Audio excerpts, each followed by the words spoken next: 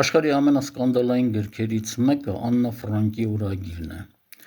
Աննա Ֆրանկը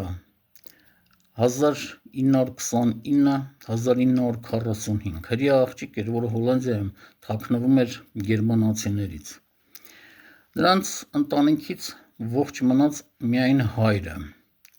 Գտնելով Աննայի ձեռագրերը,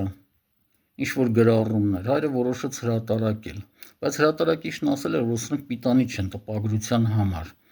այսինքն պարզապես հիմնականում խզբզոցներ էին, և սկսեցին ավելացնել հրատարակիչը որոշակի գլուխներ, հատվածներ,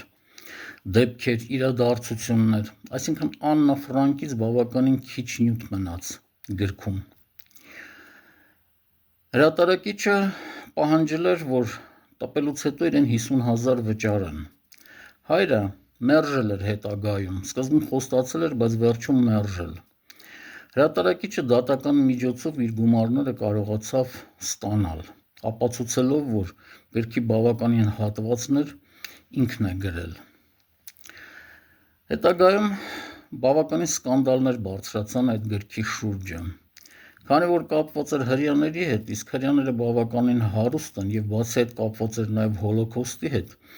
հրեական բավականին մեծ ազդեցիկ շրջանակներ որոշեցին այդ գրքի բնօրինակը պահ տալ բանկին և մինչև այժմ այն պահվում է բանկային պահոցում։